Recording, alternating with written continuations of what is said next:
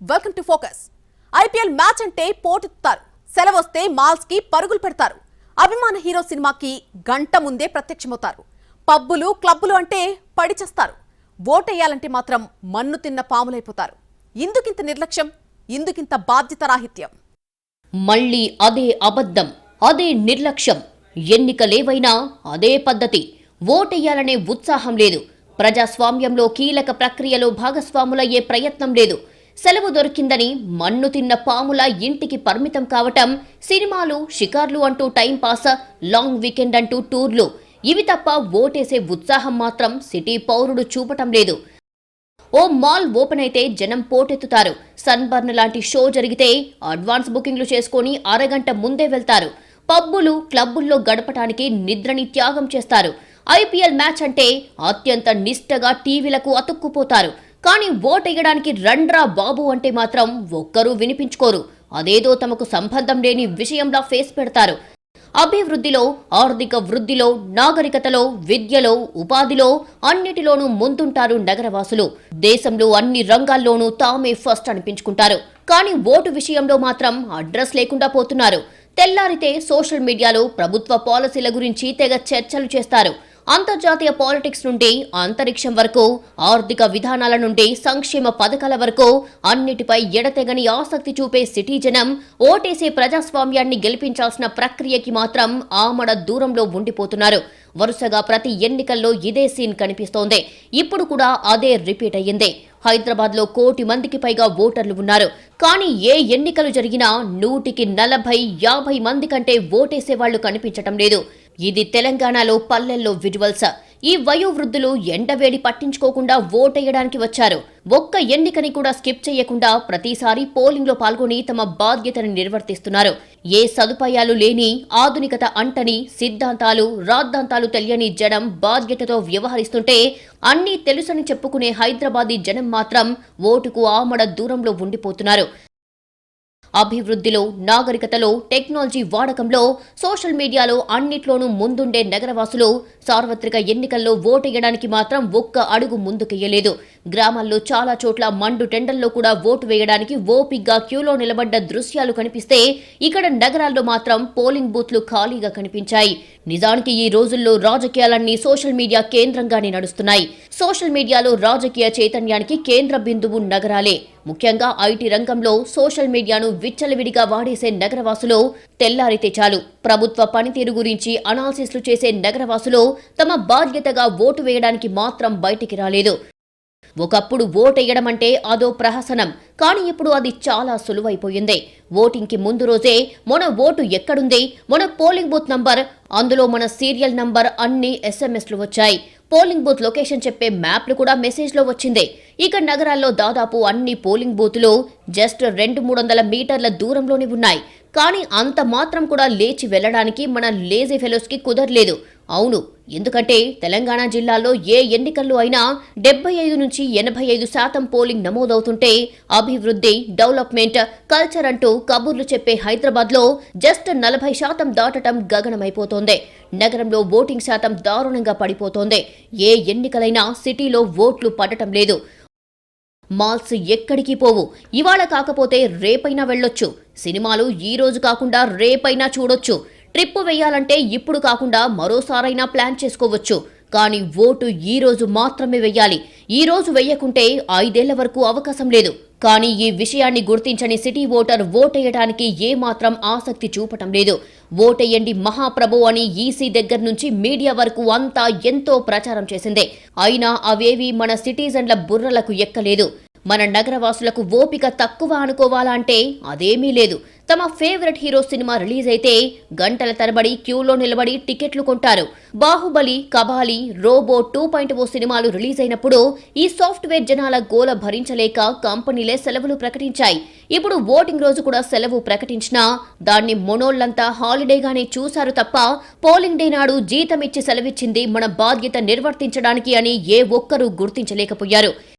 సిటీలో వీకెండ్ వచ్చిందంటే చాలు పార్కులు, థియేటర్లు, షాపింగ్ మాల్స్, అమ్యూజ్మెంట్ పార్కులు, హోటళ్లు, రెస్టారెంట్లు జనాలతో కిటకిటలాడిపోతాయి. కానీ ఓటెయ్యాలని నెలల ముందు నుంచి ఎన్నిసార్లు చెవుల్లో జోరిగల్లా ఇల్లు కట్టుకుని చెప్పినా ఎవరూ పట్టించుకోలేదు. సరదాల కోసం ఓ రేంజ్లో పోటెత్తిన ప్రజలు ఓటేయడానికి కదలకుండా మన్ను తిన్న పాముల్లా ఉండిపోతున్నారు. ఇంకా చెప్పాలంటే నగరవాసులకు పోలింగ్ డే అంటే అదో హాలిడే, ఓటర్ ఐడి అంటే అదో అడ్రస్ ప్రూఫ్ అంతే.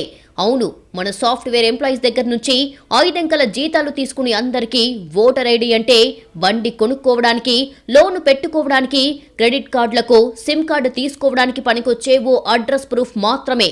అంతేకాని ఇది దేశ పౌరుడిగా తన బాధ్యతను నెరవేర్చడానికి ప్రభుత్వం ఇచ్చిన ఆయుధమని మాత్రం ఎవ్వరూ అనుకోరు. దేశ భవితను నిర్ణయించే పోలింగ్ డే రోజు హైదరాబాద్ నగరం మాత్రం నిద్రపోయింది. ఓట్లేయడానికి వీలుగా ప్రభుత్వ కార్యాలయాలతో పాటు ప్రైవేటు కార్యాలయాలతో పాటు చిన్నా చితక షాపులతో సహా అన్నిటికీ లేబర్ హాలిడే ప్రకటించారు. అయినా ఇంటి పక్కనే 4 అడుగులు వేస్తే వచ్చే స్కూల్లో ఓటేసే ఓపిక మాత్రం నగరవాసులకు లేకుండా పోయింది. మధ్యాహ్నం 3 గంటల సమయానికి 30% ఓట్లు కూడా పోలవలేదంటే ఎలా అర్థం చేసుకోవాలి? ఓల్డ్ సిటీలో దృశ్యాలివి.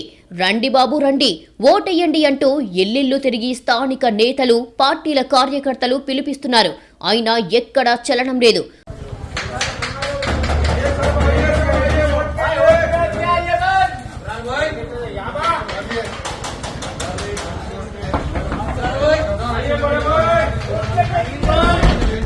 ఓల్డ్ సిటీ మాత్రమే కాదు, సిటీలో జూబ్లీ హిల్స్, బంజారా హిల్స్ నుండి ఎల్బీ నగర్, హయత్ నగర్ వరకు అన్ని చోట్ల ఇదే పరిస్థితి. కొందరు సెలబ్రిటీలు ఉదయాన్నే క్యూలో నిలబడి ఓటేసి ఫోటో దిగారు. కానీ సిటీ జనాల్లో ఓటేయాలి అనే ఆసక్తి ఏమాత్రం కనిపించలేదు. ఏమనాలి దీన్ని? నిర్లక్ష్యమనాలా? బద్ధకమనాలా? ఓటింగ్ ప్రక్రియ మీద నమ్మకం లేకపోవడమా? ఓటు వేస్తే ఏదో మార్పు వస్తుందనే భరోసా లేకపోవడమా? కారణాలు ఏమైనా కావచ్చు. గ్రేటర్ ఓటర్ల తీరులో మార్పు కనిపించడం లేదు. గ్రామాల్లో ఓటర్లు పోటెత్తుతుంటే సిటీల్లో మాత్రం లైట్ తీసుకుంటున్నారు. గ్రేటర్ సిటీ పరిధిలోని లోక్సభ సెగ్మెంట్లలో ఏ ఎన్నిక జరిగినా పోలింగ్ శాతం తగ్గుతూ వస్తోంది. గత లోక్సభ ఎన్నికల్లో హైదరాబాద్, సికింద్రాబాద్ సెగ్మెంట్లో 50% కూడా పోలింగ్ నమోదు కాలేదు.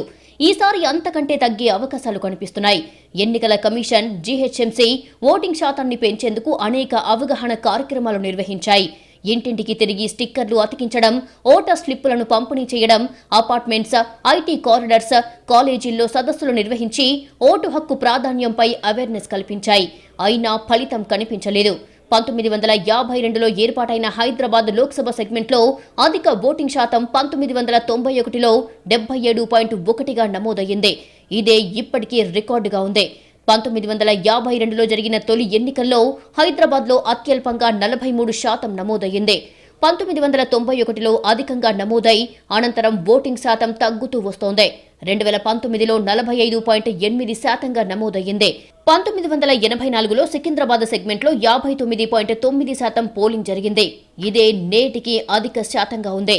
1952లో తొలి సార్వత్రిక ఎన్నికల్లో అత్యల్పంగా 41.9% నమోదయ్యింది. 2019లో 48.9% నమోదయ్యింది. 2009లో ఏర్పాటైన చేవెళ్ల సెగ్మెంట్లో అధికంగా 64.5% నమోదయ్యింది. 2009లో ఏర్పాటైన మల్కాజ్గిరి సెగ్మెంట్లో 2019లో 53.4% అధికంగా నమోదయ్యింది. హైదరాబాద్ నగరంలో ఎప్పుడూ ఓట్లు పెద్దగా పోల్ కావటం లేదు. పోలింగ్ డే నాడు సెలవు దినంగా భావించి ఇళ్లల్లోనే ఉండిపోతున్నారు నగరవాసులు. గత శాసనసభ ఎన్నికల్లో 48% మాత్రమే పోలింగ్ నమోదయ్యింది. అతి తక్కువ పోలింగ్ శాతం హైదరాబాద్ నగరంలోనే నమోదయ్యింది. ఉద్యోగులు, యువత ఎక్కువగా ఉన్న హైదరాబాద్లోనే అతి తక్కువగా ఓట్లు నమోదవుతున్నాయి. ఇప్పుడంటే మే నెల, ఎండలు వేడి అనుకోవచ్చు. కానీ గత శాసనసభ ఎన్నికల్లో ఎండలు లేవు. చల్లగా ఉన్నా సరే పోలింగ్ కేంద్రాల వైపు కూడా తొంగి చూడలేదు. కొత్తగా ఓటర్లుగా నమోదు చేసుకున్న వారు కూడా పోలింగ్ కేంద్రాలకు రాకుండా ఇంటి వద్దనే గడిపారు. వాతావరణం చల్లగా ఉన్న డిసెంబర్లోనే 50% లోపు పోలింగ్ నమోదైతే ఇప్పుడు మే నెల మధ్యలో ఓటర్లు పోలింగ్ బూత్కు వస్తారని ఆశించటం అత్యాశ అన్నట్టుగా మారింది. నిజానికి అసెంబ్లీ ఎన్నికలకు ప్రతి ఇంటికి తిరిగి అభ్యర్థులు ఓట్లను అభ్యర్థించారు. ఇంటింటికి స్లిప్పులను పంపిణీ చేశారు. పార్లమెంటు ఎన్నికలు కావడంతో అసెంబ్లీ అంత సీరియస్గా అభ్యర్థులు కూడా ఇంటింటి ప్రచారం చేయలేదు. పార్లమెంటు పరిధి ఎక్కువ కావడంతో అది సాధ్యం కాదు. అందుకే ఈ ఎన్నికలపై జనాలకు ఆసక్తి కూడా తక్కువగానే కనిపించింది. పైగా పోలింగ్ రోజు సెలవు కావడంతో అందరూ సొంతూళ్లకు వెళ్లిపోయారు. అందులోనూ మే 13వ తేదీ సోమవారం వచ్చింది. వరుసగా శని, ఆదివారాలు కూడా సెలవులు కావడంతో ఎక్కడికక్కడ జనాలు 4 రోజులు సెలవుల్లో ఉండిపోయిన పరిస్థితి కనిపిస్తోంది. శని, ఆది, సోమవారాలు సెలవు దినాలు కావడంతో అసలు సమస్య వచ్చింది. సెలవు రోజుల్లో సొంతూళ్లకు పోయేవాళ్లు కొందరైతే హాలిడే ట్రిప్లు వేసి ఉంటారు అన్న అంచనాలు కూడా వినిపిస్తున్నాయి. ఎన్నికల అధికారులు పోలింగ్ శాతాన్ని పెంచడానికి అనేక రకాలుగా ప్రయత్నించారు. ర్యాలీలు నిర్వహించారు. ఓటర్లలో చైతన్యం తెచ్చేందుకు అన్ని రకాలుగా అధికారులైతే ప్రయత్నించారు. కానీ ఫలితం కనిపించలేదు. బాగా చదువుకున్న వారు, ప్రొఫెషనల్స్ ఎక్కువగా ఉన్న హైదరాబాద్ వాసులు కీలకమైన ఓటింగ్ విషయంలో ప్రతిసారి తమ నిర్లక్ష్యాన్ని చాటుకుంటున్నారు. మారుమూల పల్లె జనాలతో పోల్చితే ఎంతో వెనకబాటు ప్రదర్శిస్తున్నారు. భవిష్యత్తును నిర్ధారించే ఓటు హక్కును వినియోగించుకోవడంలో మరోసారి నిరాసక్తతను ప్రదర్శించారు. ఇంత పెద్ద సిటీలో కేవలం కనీసం 100కు 50 మంది కూడా ఓటేయడానికి రాకపోవడం ఆశ్చర్యపరుస్తోంది. అటు పాత బస్తీలో పోలింగ్ పరిస్థితి మరీ దారుణం. ఓట్లు వేసేందుకు జనాలు అస్సలు ఆసక్తి కనబర్చలేదు. ఎక్కడ చూసినా పోలింగ్ సెంటర్లన్నీ ఓటర్లు లేక వెలవెలబోయాయి. ఆ ప్రభావం జంట నగరాల సరాసరి పోలింగ్ శాతం మీద చూపింది. మొత్తంగా చూస్తే హైదరాబాద్ ఓటింగ్ ఎప్పటికప్పుడు తన రికార్డులు తానే బ్రేక్ చేసుకుంటూ తక్కువ పోలింగ్కే పరిమితమవుతోంది. 2014లో హైదరాబాద్ జిల్లాలో మొత్తం 39,65,000 మంది ఓటర్లకు గాను 21 లక్షల ఓట్లు పోలయ్యాయి. అంటే కేవలం 53% మాత్రమే పోలింగ్ నమోదయ్యింది. గత 2014 ఎన్నికల్లో నగరంలో 53% ఓటింగ్ మాత్రమే నమోదైతే 2018 ఎన్నికల్లో 4.11% ఓటింగ్ తగ్గింది. గత అసెంబ్లీ ఎన్నికల్లో హైదరాబాద్ జిల్లాలో 47.8% మాత్రమే పోలింగ్ నమోదయ్యింది. ఇప్పుడు 6 నెలల తర్వాత వచ్చిన సార్వత్రిక ఎన్నికల్లో అంతకంటే అధ్వానంగా పరిస్థితి కనిపిస్తోంది. అసెంబ్లీ, పార్లమెంటు ఎన్నికలనే కాదు, స్థానిక ఎన్నికల్లో కూడా ఇదే పరిస్థితి. గ్రామీణ ప్రాంతాల్లో 80 నుంచి 85% ఓట్లు పోలవుతుంటే విద్యావంతులు, యువత పెద్ద సంఖ్యలో ఉన్న నగరంలో మాత్రం పోలింగ్ బూత్లు వెలవెలబోతున్నాయి. అన్ని పార్టీల బడా నేతలంతా గల్లీ గల్లీ చుట్టేసినా ఓటర్లను మాత్రం పోలింగ్ స్టేషన్లకు రప్పించలేకపోతున్నారు. ప్రచారం ఉధృతంగా చేయటమే తప్ప ఓటర్లలో అనాసక్తి ఎందుకు పెరుగుతుందో ఎవరూ పట్టించుకోవడం లేదు. ఎవరు గెలిస్తే ఏంటి, ఏం మార్పొస్తుంది అనే అసంతృప్తి చాలా వరకు ఓటర్లను ఇల్లు కదలకుండా చేస్తోందనే అభిప్రాయాలు ఉన్నాయి. బరిలో ఉన్న అభ్యర్థుల్లో ఎవరిపైనా పెద్దగా హోప్స్ లేకపోవడంతో పోలింగ్ శాతం దారుణంగా తగ్గుతోంది.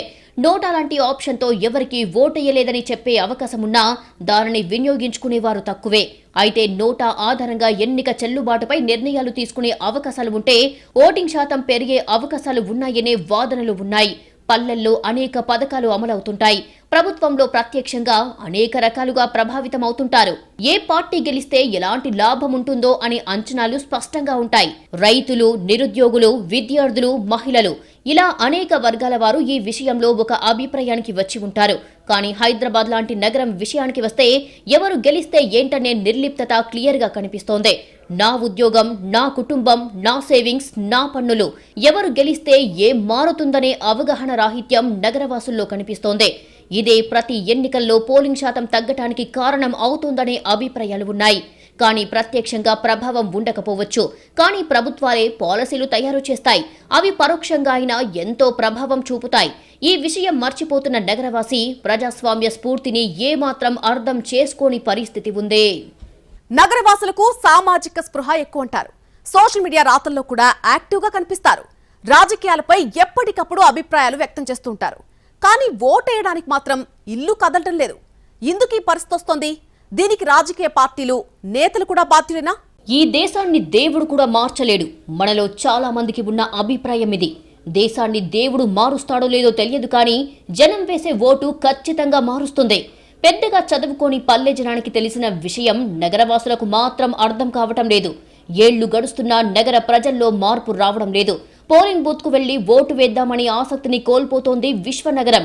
Software, pharma hub, hi tech city అంటూ ట్యాగ్ లైన్లు తగిలించుకుంటున్న హైదరాబాద్ ప్రజాస్వామ్య ప్రక్రియలో అత్యంత కీలకమైన అంకానికి దూరం జరుగుతున్న తీరు ప్రమాదకరంగా ఉంది. జనరల్ ఎలక్షన్, అసెంబ్లీ, మున్సిపాలిటీలు, కార్పొరేషన్లు ఎన్నికలు ఏవైనా సరే ఒకేలా ఉంటోంది నగర ఓటర్ల తీరు. ఈసారైనా అనుకున్న వాళ్ల ఆశల్ని తునాతునకలు చేస్తోంది.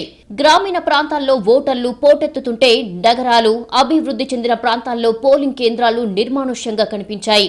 ఉన్నత చదువులు చదువుకున్న వాళ్లు, సంపన్నులు, సెలబ్రిటీలు, సాఫ్ట్వేర్ ఇంజనీర్లు, సోషల్ మీడియాలో వీరోచిత రాతలు రాసేవాళ్లు, ఉన్నత వర్గాల ప్రజలు నివసించే ప్రాంతాల్లోనే ఓటింగ్ తగ్గుతున్న తీరు ప్రజాస్వామ్య వాదుల్ని ఆందోళనలో పడేస్తోంది.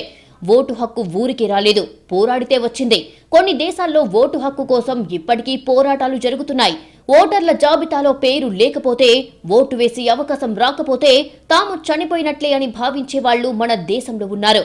ఓటు హక్కు ఉన్నవారంతా ఓటు వేయాలని ఎన్నికల కమిషన్ ఎన్ని ఏర్పాట్లు చేస్తోందో తెలుసా? బ్యాలెట్ పేపర్లు, రిటర్నింగ్ అధికారులు, ఎన్నికల కమిషనర్లు, పోలింగ్ బూత్ల దగ్గర భద్రత కల్పించే పోలీసులు వీళ్లంతా ఎవరి కోసం? ఓటర్ల కోసమే.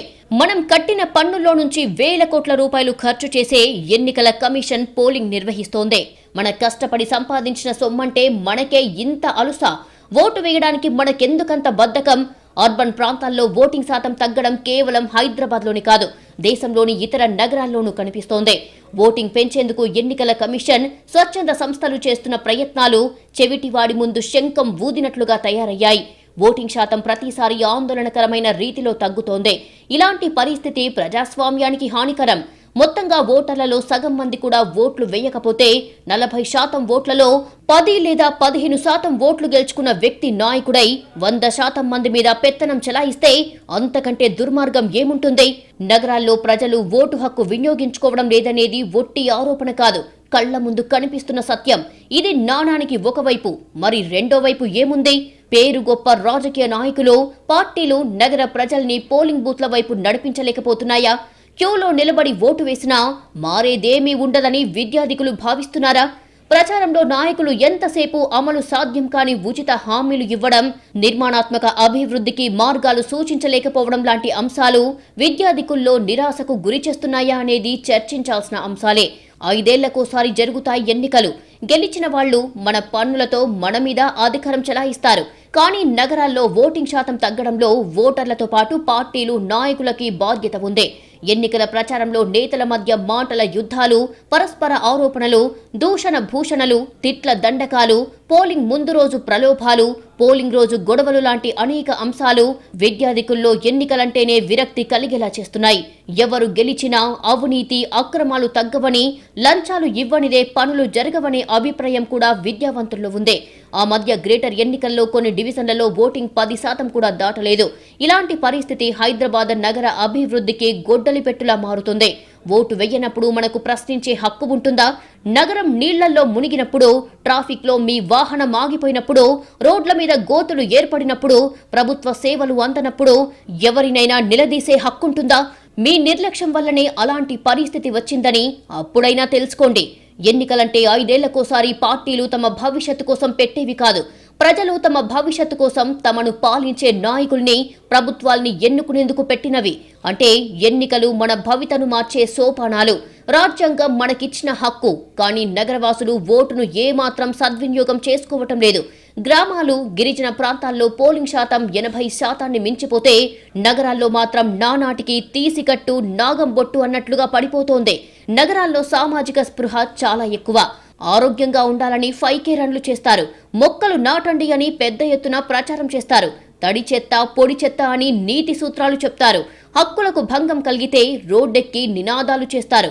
వర్షాలు పడి రోడ్లు మునిగిపోతే పాలకుల్ని తిట్టుకుంటారు. రోడ్లు బాగోలేకపోతే దీనికి కారణం పాలకులే అని చెప్పేస్తారు. కానీ ఆ పాలకుల్ని ఎన్నుకునే హక్కు, ఆయుధం మన చేతుల్లోనే ఉందని మాత్రం గుర్తించటం లేదు. అందుకే ఎప్పట్లాగే ఈ సార్వత్రిక ఎన్నికల్లో కూడా హైదరాబాదీ తీరు ఏమాత్రం మారలేదని రుజువయ్యింది. ఇది వాల్టీ ఫోకస్. Keep watching NTV.